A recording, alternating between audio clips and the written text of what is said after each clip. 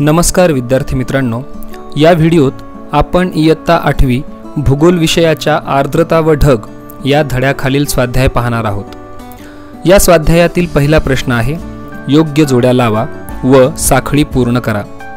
यात 3 गट दिले आहेत। अ गटातील शब्दांच्या ब गटातील योग्य जोड्या आणि पुढे त्यांच्याशी जुळणाऱ्या क गटातील योग्य जोड्या लावल्या आहेत। या स्वाध्यायातील दुसरा प्रश्न आहे, कंसातील योग्य शब्द निवडून वाक्य पूर्ण करा। कंसात दिलेले शब्द पाहूयात। क्युम्युलोनिंबस, सापेक्ष आर्द्रता, निरपेक्ष आर्द्रता, सांद्रीभवन आणि बाष्पधारण क्षमता। यातील अ, हवेची टिंबटिंब हवेच्या तापमानावर अवलंबून असते।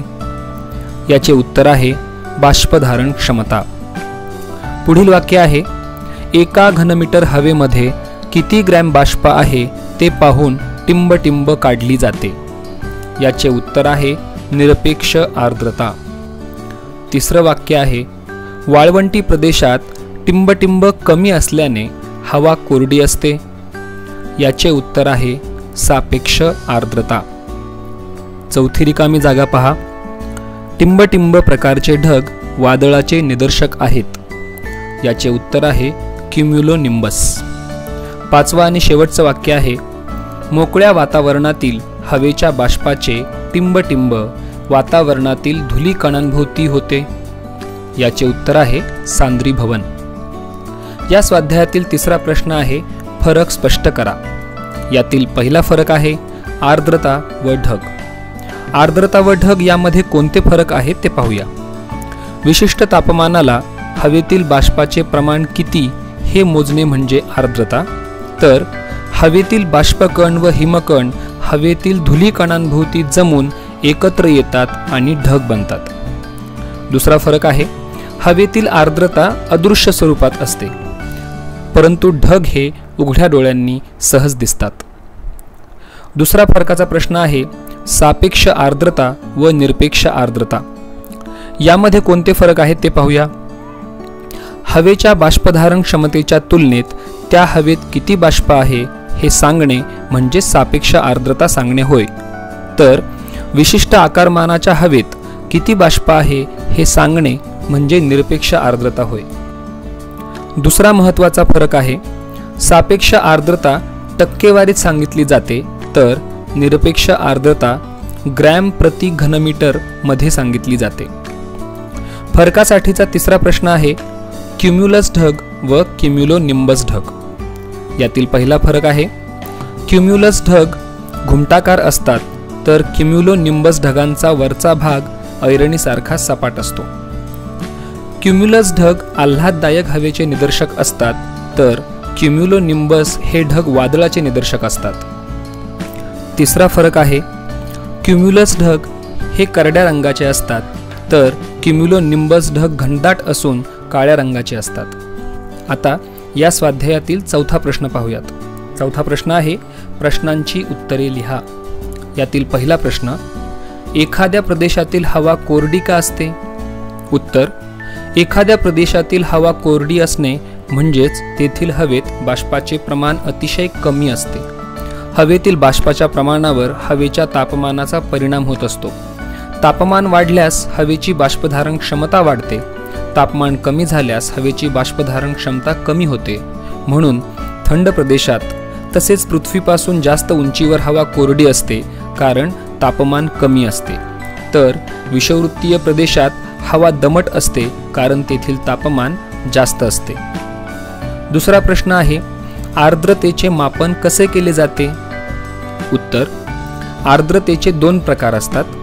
निरपेक्ष आर्द्रता, एका घनमीटर हवेमध्ये किती ग्रॅम बाष्प आहे त्यावरून निरपेक्ष आर्द्रता काढली जाते।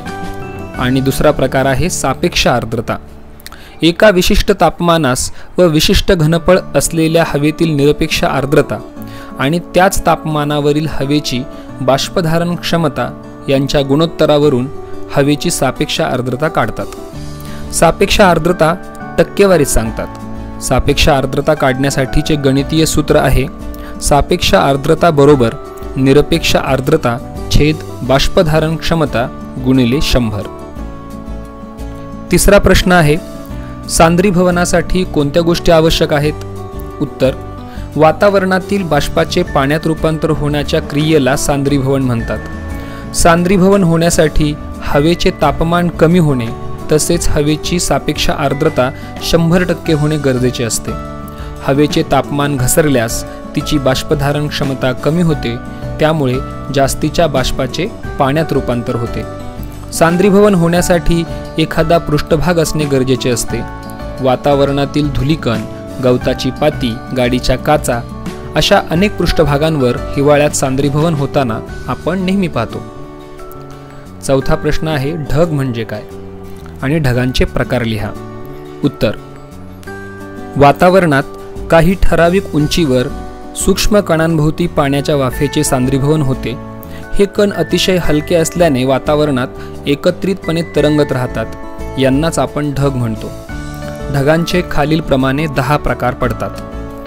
सिरस, सिरोस्ट्रॅटस, सिरोक्युम्युलस, अल्टोस्ट्रॅटस, अल्टोक्युम्युलस, स्ट्रॅटोक्युम्युलस, स्ट्रॅटस, निम्बोस्ट्रॅटस, क्युम्युलस आणि क्युम्युलोनिम्बस. यातील 5वा प्रश्न आहे, कोणकोणत्या प्रकारच्या ढगातून पाऊस पडतो? उत्तर, कमी उंचीवर असणारे निम्बोस्ट्रॅटस, क्युम्युलस आणि क्युम्युलोनिम्बस या ढगांमधून पाऊस पडतो. या ढगांमधील पाण्याचे सूक्ष्म कण आणखी एकत्र येऊन वजनाने जड असणारे पाण्याचे थेंब तयार होतात. हे थेंब हवेत तरंगू शकत नसल्याने पावसाच्या रूपात जमिनीवर येतात. यातील शेवटचा प्रश्न आहे, सापेक्ष आर्द्रतेची टक्केवारी कशाशी संबंधित आहे? उत्तर, सापेक्ष आर्द्रतेची टक्केवारी निरपेक्ष आर्द्रता आणि हवेच्या बाष्पधारण क्षमतेशी संबंधित आहे. निरपेक्ष आर्द्रता वाढल्यास टक्केवारी वाढते व कमी झाल्यास टक्केवारी कमी होते. या उलट हवेची बाष्पधारण क्षमता वाढल्यास सापेक्ष आर्द्रतेची टक्केवारी कमी होते आणि बाष्पधारण क्षमता कमी झाल्यास टक्केवारी वाढते. तसेच निरपेक्ष आर्द्रता आणि बाष्पधारण क्षमता हे हवेच्या तापमानानुसार कमी जास्त होत असतात. स्वाध्यायातील 5वा प्रश्न आहे, भौगोलिक कारणे लिहा. यातील पहिला प्रश्न, ढग हे आकाशात तरंगतात. उत्तर, साधारण 2000 मीटरपेक्षा जास्त उंचीवर हवेतील बाष्प हे हवेतील धुली कणांभोवती जमतात. हेच सूक्ष्म पाण्याचे कण एकत्र येऊन त्याचा ढग बनतो. परंतु हे सूक्ष्म कण वजनाने अतिशय हलके असतात, म्हणून ढग आकाशात तरंगतात. दुसरा प्रश्न, उंचीनुसार सापेक्ष आर्द्रतेच्या प्रमाणात बदल होतो. उत्तर, सापेक्ष आर्द्रता ही हवेच्या बाष्पधारण क्षमतेवर अवलंबून असते. हवा उष्ण असेल तर बाष्पधारण क्षमता वाढते आणि सापेक्ष आर्द्रता कमी होते. तसेच हवा थंड असेल तर बाष्पधारण क्षमता कमी होते आणि सापेक्ष आर्द्रता वाढते. म्हणून जमिनीपासून जसे वर जावे तसे हवेचे तापमान कमी होत जाते, बाष्पधारण क्षमता कमी होते, म्हणजेच सापेक्ष आर्द्रता वाढते. तिसरा प्रश्न आहे, हवा बाष्पसंपृक्त बनते. उत्तर, विशिष्ट तापमानाला विशिष्ट आकारमानाच्या हवेची बाष्पधारण क्षमता ठराविक असते. त्यापेक्षा जास्त बाष्प झाल्यास हवा जास्तीचे बाष्प धरून ठेवू शकत नाही. यालाच हवा बाष्पसंपृक्त झाली असे म्हणतात. बाष्पसंपृक्त झाल्यानंतर थंड हवेच्या आणि पृष्ठभागाच्या सान्निध्यात आल्यास जास्तीच्या बाष्पाचे पाण्यात रूपांतर होते. यामुळेच थंडीच्या दिवसात दवबिंदू पडतात आणि याच कारणामुळे पाऊसही पडतो. कारणे लिहामधील शेवटचा प्रश्न आहे, क्युम्युलस ढगांचे क्युम्युलोनिम्बस ढगात रूपांतर होते. उत्तर, क्युम्युलस ढग हे वातावरणात कमी उंचीवर आढळतात. हवेच्या जोरदार ऊर्ध्वगामी प्रवाहांमुळे या ढगांमधील पाण्याचे थेंब मोठे आणि वजनदार बनतात. ढगांचा उभा विस्तार आणखी वाढतो आणि क्युम्युलस ढगांचे क्युम्युलोनिम्बस ढगांमध्ये रूपांतर होते. आता या स्वाध्यायातील 6वा प्रश्न आहे, उदाहरण सोडवा. पहिलं उदाहरण आहे, हवेचे तापमान 30 अंश सेल्सिअस असताना तिची बाष्पधारण क्षमता 30.37 ग्रॅम प्रति घनमीटर असते. जर निरपेक्ष आर्द्रता 18 ग्रॅम प्रति घनमीटर असेल तर सापेक्ष आर्द्रता किती असेल? सापेक्ष आर्द्रता बरोबर निरपेक्ष आर्द्रता छेद बाष्पधारण क्षमता गुणिले 100. निरपेक्ष आर्द्रता दिलेली आहे 18 ग्रॅम आणि बाष्पधारण क्षमता दिलेली आहे 30.37 ग्रॅम प्रति घनमीटर। 18 ने 100 ला गुणल्यास मिळतील 1800। 30.37 मधील दशांश चिन्ह 2 स्थळ उजवीकडे सरकवू तेव्हा छेदस्थानी होतील 3037 आणि अंशस्थानी होतील 1,80,000। 3037 ने 1,80,000 ला भाग दिल्यास उत्तर मिळेल 59.26, म्हणजेच सापेक्ष आर्द्रता असेल 59.26%। दुसरं उदाहरण पाहूयात। 1 घनमीटर हवेत 0°C तापमानावर 4.08 ग्रॅम बाष्प असल्यास हवेची निरपेक्ष आर्द्रता किती असेल?